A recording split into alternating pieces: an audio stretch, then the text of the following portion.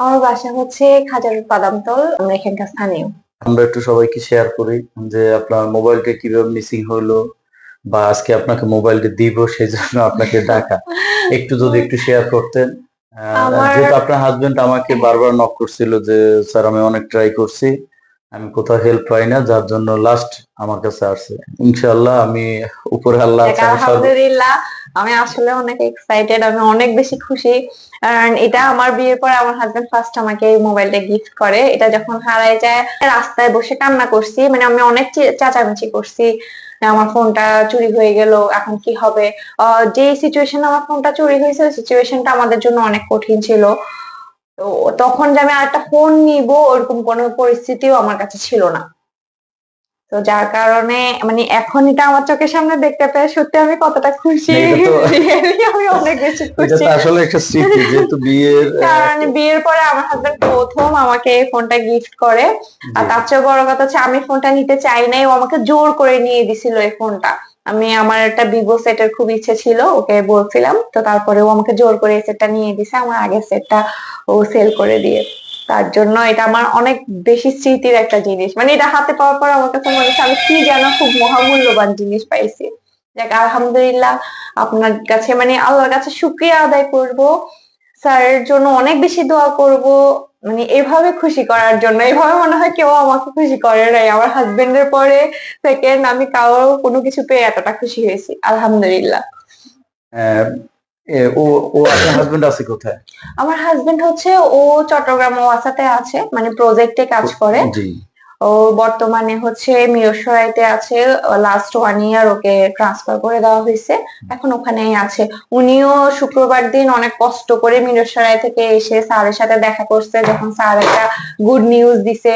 ও অনেক বেশি এক্সাইটেড ছিল, মন খারাপ ছিল আমাদের ফোনটা চুরি হয়ে যাওয়ার পিছনে। আমরা অনেক স্যাড হয়েছি, আমি প্রায় 1-1.5 মাস পরে ফোন কিনতে পারছি। মানে আমার ফোনটা এই চুরি হয়ে যাওয়ার পরে 1-1.5 মাস পরে আমি ফোন নিছি, একটু ফাইন্যান্সিয়াল প্রবলেমে থাকার কারণে।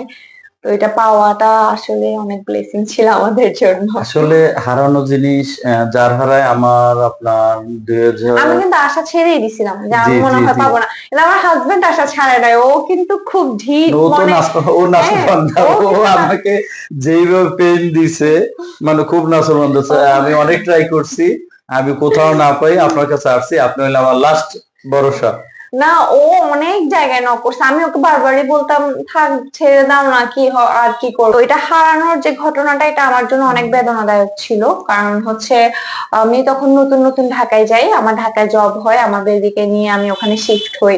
তো আমার হাজবেন্ড আসা যাওয়ার মধ্যে থাকতো আর কি, মাত্র আমরা ঢাকায় শিফট হয়েছি আচ্ছা। তার 1 সপ্তাহ আগে আমার ফোনটা হাত থেকে পড়ে ডিসপ্লে চলে যায়। এখন এটা দেশের বাইরে থেকে আনানোর কারণে এই ডিসপ্লেটা কিন্তু বাংলাদেশে ছিল না। আচ্ছা। এটা আবার ইন্ডিয়া থেকে ডিসপ্লেটা আমি 8,000 টাকা খরচ করে ডিসপ্লে লাগাইছি, আমি আর আমার হাজবেন্ড দুজনে মিলে শেয়ারে ডিসপ্লেটা লাগাইছি। তারপরে ঠিক 1 সপ্তাহ পরে হচ্ছে আমার ফোনটা চুরি হয়ে যায়। তো এটা যে কি কষ্টের ছিল, আমি হেঁটে যাচ্ছিলাম, আমার হাতে একটা ব্যাগ ছিল, খুব ভারী ব্যাগ ছিল, ওই জন্য আমি খুব ভার বহন করে এটা হাতে যাচ্ছি, এরকম ছিল। তিনজন মানুষ একটা বাইকে করে এসে মাঝখানের জন টেনে নিয়ে, মানে মাঝখানের জনই টেনে নিয়ে গেছে।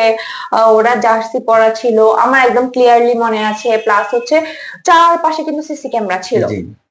তো আমি প্রথমে খুব হতাশ হয়ে যাই, ওদের খুব প্রচুর বৃষ্টিও ছিল। দেন আমি সাথে সাথে মিরপুর থানায় যাই, আমি মিরপুর 2-এ ছিলাম, তো ওই এরিয়া থেকে চুরি হয়েছে। চুরি না, তো ছিনতাই ছিল। চুরি মানে হচ্ছে আমাকে না বলে নিয়ে যাওয়া, কিন্তু আমার হাত থেকে কেড়ে নিয়ে যাওয়াটা তো হচ্ছে ছিনতাই। আমি হচ্ছে সাথে সাথে জিডি করি, জিডি করার পরে ওরা আমাকে আশা দিল, আবার বলতেছে নাও পেতে পারেন। তো আমি আসলে আর বেশি হ্যাসেল করতে ভালো লাগতেছিল না, কিন্তু আমার হাজবেন্ড অনেক ট্রাই করছে, এই আর কি। যাক আমি আসলে স্যারের জন্য অনেক বেশি দোয়া করি, স্যারের ফ্যামিলির জন্য। তো আচ্ছা ঠিক আছে, ধন্যবাদ। যেহেতু একটা শখের জিনিস আমার, সর্বপ্রথম মোবাইল যেটা হারায়, আমিও আপনার মতো মানে আশা ছাইড়ে দেওয়ার পর নিজেরটা নিজে ট্রাই করার পর আমার মোবাইলটা প্রথম উদ্ধার করি। আলহামদুলিল্লাহ।